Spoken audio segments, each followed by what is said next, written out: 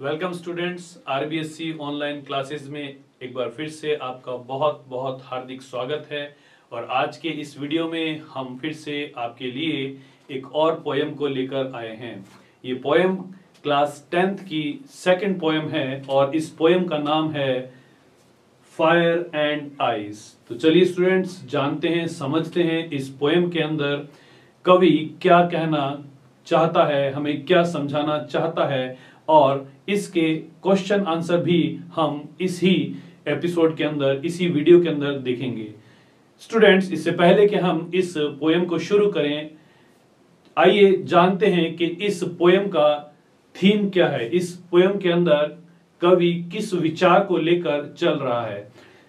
Fire and ice जो poem है वह रॉबर्ट फ्रॉस्ट नाम के एक इंग्लिश के बहुत ही मशहूर पोएट ने लिखा है। और इस कविता के अंदर कवि बताते हैं कि इस संसार का अंत किस प्रकार से होगा। साथ ही साथ इस कविता के अंदर कवि एक व्यंग्य भी करते हैं, एक सटायर भी करते हैं वर्तमान की परिस्थितियों के ऊपर। तो चलिए स्टूडेंट्स, समझते हैं और जानते हैं कि यह पोयम हमें क्या बता रही है।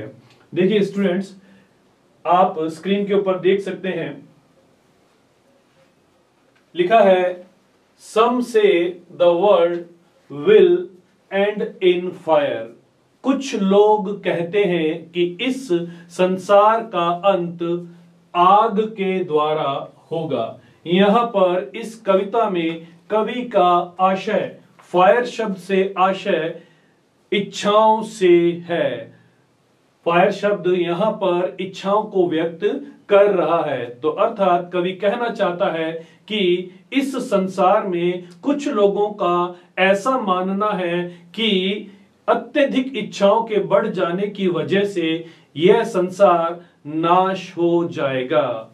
आगे कहते हैं सम से इन आइस, और कुछ लोगों का कहना है कि यह संसार आइस अर्थात बर्फ से नाश हो जाएगा। इस कविता में आइस शब्द जो है वह नफरत को बताता है।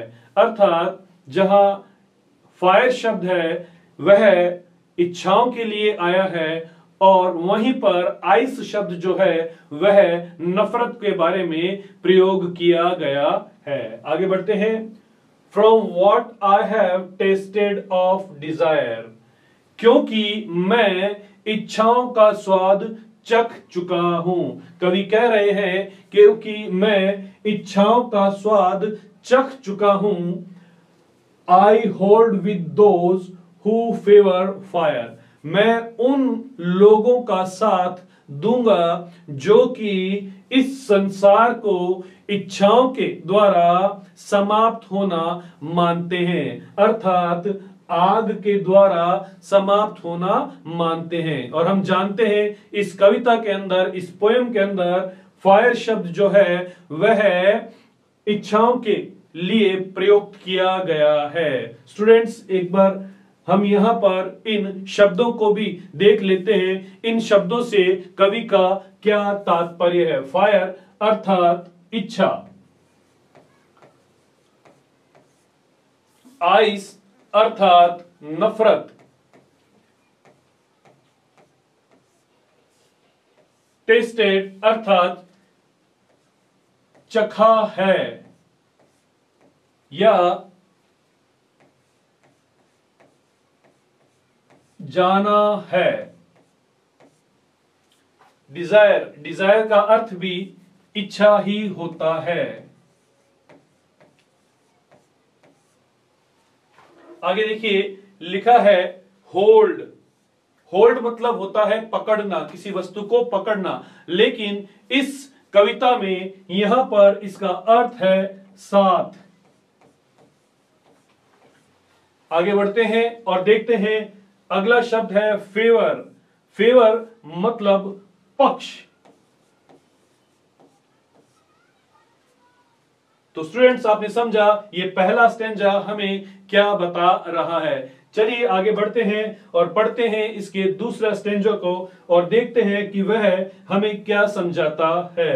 देखिए स्टूडेंट्स, लिखा है but if it had to perish twice, लेकिन यदि इसे 2 बार नाश होना पड़े। यहां पर कवि बताता है संसार के बारे में। वह कह रहा है कि संसार को यदि 2 बार नाश होना पड़े, और स्टूडेंट्स हम जानते हैं जो वस्तु एक बार नाश हो चुकी वह दोबारा नाश नहीं हो सकती। अर्थात इन लाइनों के द्वारा, इन पंक्तियों के द्वारा कवि एक प्रकार का व्यंग्य कर रहा है कि संसार को 2 बार नाश करने की वह वजह बताता है।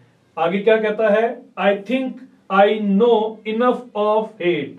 तो मैं सोचता हूं कि मैं नफरत के बारे में पर्याप्त रूप से जानता हूं। कवि कह रहा है कि वह इस संसार में फैली हुई नफरत के बारे में पर्याप्त रूप से जानता है।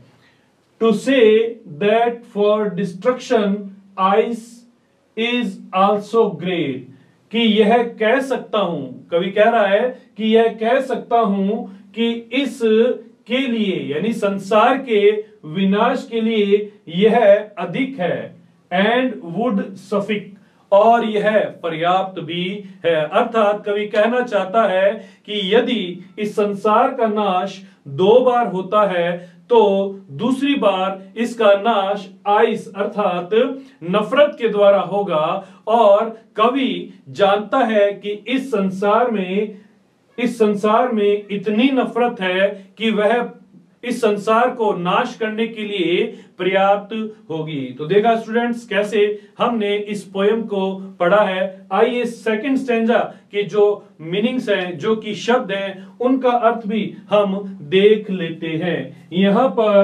पेरिश शब्द लिखा गया है और पेरिश का अर्थ होता है नाश होना, विनाश हो जाना, मिट जाना। दूसरा शब्द है वह है पेरिश, ट्वाइस, और ट्वाइस को हम लिखते हैं 2 बार। ट्वाइस का अर्थ है दूसरी बार या 2 बार। आगे बढ़ते हैं और देखते हैं अगला शब्द कौन सा है। आगे है इनफ। इनफ मतलब होता है पर्याप्त। इनफ का अर्थ है पर्याप्त।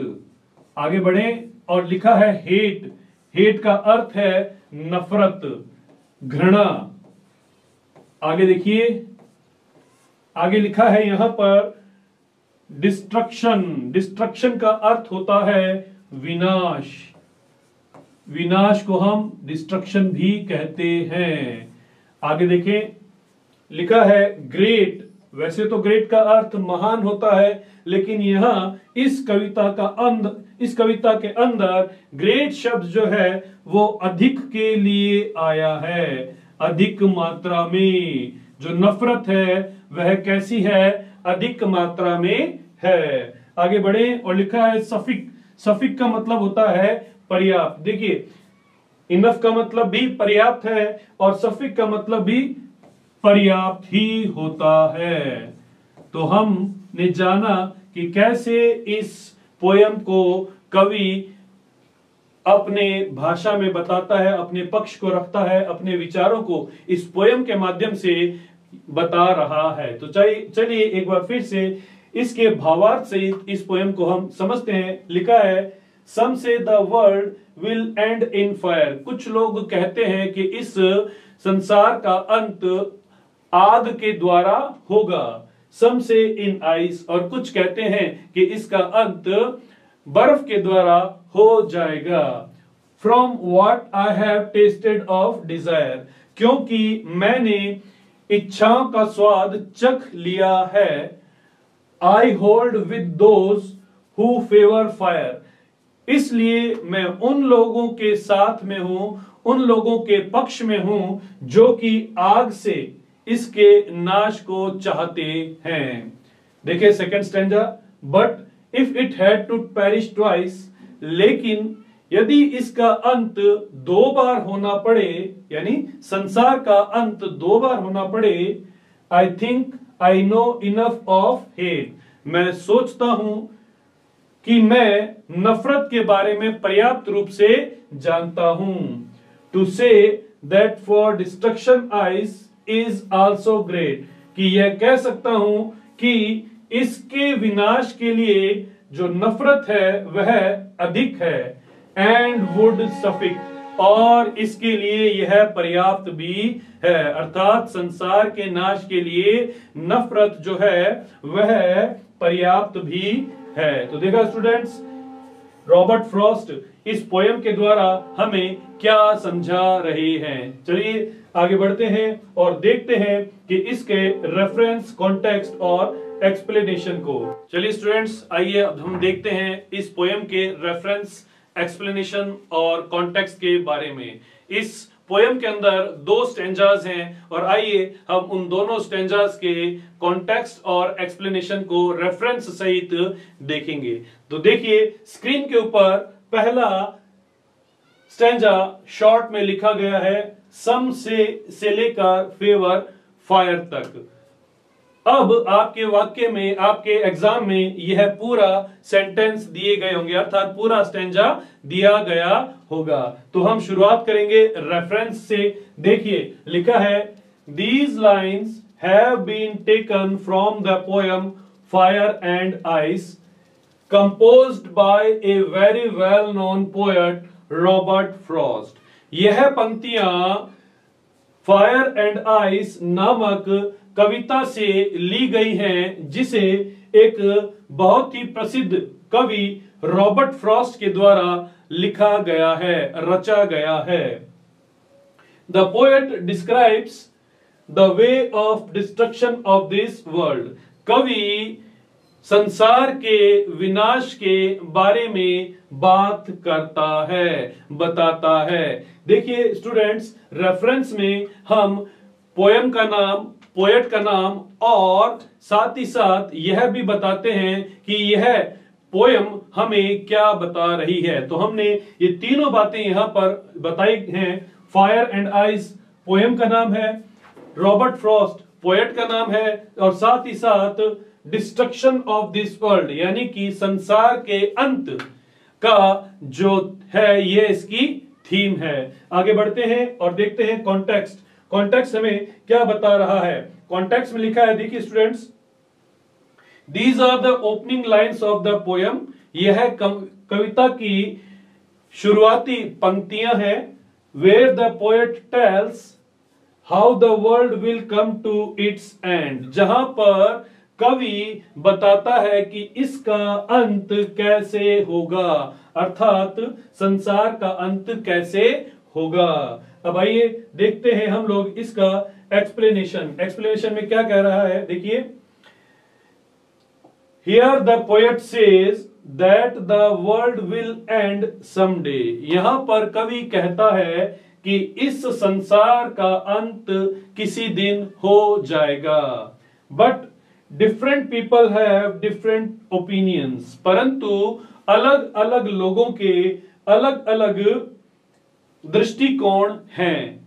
सम से the world will and in fire, कुछ लोग कहते हैं कि संसार का अंत आग से होगा, एंड सम से the world will and in ice, और कुछ लोग कहते हैं कि इस संसार का अंत बर्फ के द्वारा होगा।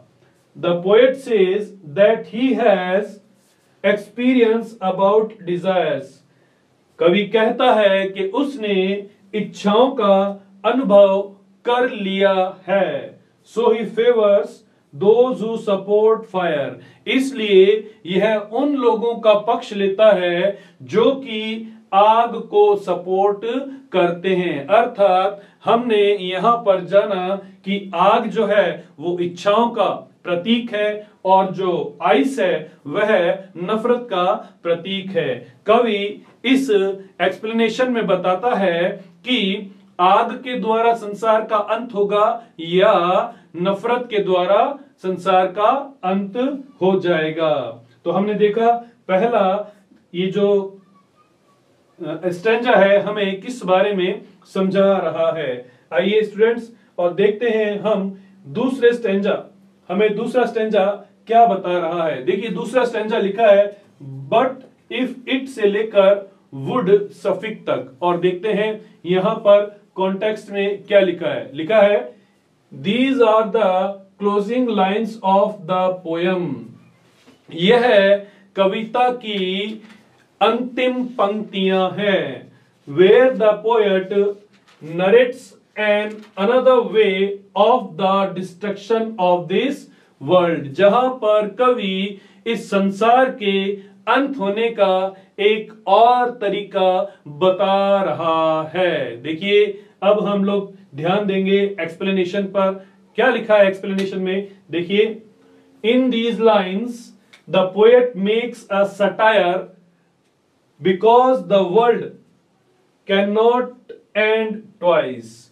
इन पंक्तियों में कवि एक व्यंग्य करता है, कवि एक व्यंग बनाता है, व्यंग कर रहा है, क्योंकि इस संसार का अंत दो बार नहीं हो सकता है। हम जानते हैं जो वस्तु एक बार पहले से ही नाश हो गई है उसे दोबारा नाश नहीं किया जा सकता। लेकिन कवि दूसरे स्टैंजा में इन पंक्तियों के माध्यम से संसार के दूसरे अंत के बारे में बात करता है, जो कि क्या है? जो कि एक सटायर है, एक व्यंग्य है,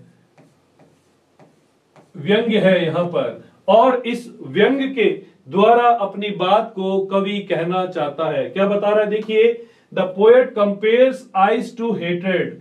कवि आइस यानी कि बर्फ की तुलना नफरत से करता है। हेट्रेड मतलब नफरत। मैं यहां लिख देता हूं आपके लिए। देखिए यहां लिखा है मैंने नफरत। आगे देखिए, according to the poet there is enough hatred in this world. कवि के अनुसार इस संसार में पर्याप्त रूप से नफरत विद्यमान है, उपस्थित है, पाई जाती है। It will be sufficient to destroy the world second time. और यह इस संसार का नाश करने के लिए, दूसरी बार नाश करने के लिए पर्याप्त होगी। तो देखा हमने कैसे इस दूसरे स्टैंजा में कवि अपने दूसरे ओपिनियन, अपने दूसरे दृष्टिकोण को रखता है और बताता है कि संसार का अंत नफरत के द्वारा भी हो सकता है।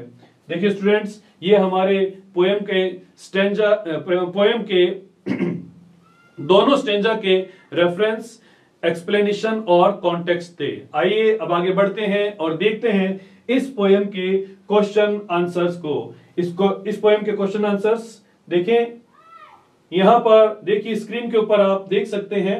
पहला क्वेश्चन लिखा है, पहले मैं आपके लिए क्वेश्चन पढ़ूंगा और उसके बाद आपको उसके आंसर को एक्सप्लेन करूंगा। लिखा है, there are many ideas about how the world will end. संसार के अंत के बारे में बहुत से विचार हैं। Do you think the world will and someday. क्या आपको लगता है इस संसार का अंत किसी दिन हो जाएगा? Have you ever thought what would happen if the sun gets so hot. क्या आपने कभी सोचा है कि यदि यह सूरज बहुत ज्यादा गर्म हो जाए तो क्या होगा? दैट इट बर्स्ट और ग्रो कोल्डर एंड कोल्डर। इतना गर्म हो जाएगा कि यह फट पड़े, या फिर यह ठंडा और ठंडा हो जाएगा। यहां पर कवि अपने दोनों दृष्टिकोण, यहां पर जो क्वेश्चन किया गया है वह दोनों दृष्टिकोण के द्वारा हम इसका आंसर देंगे। देखिए क्या लिखा है, yes I think that the world will and someday. हां, मैं सोचता हूं कि इस संसार का अंत किसी दिन हो जाएगा।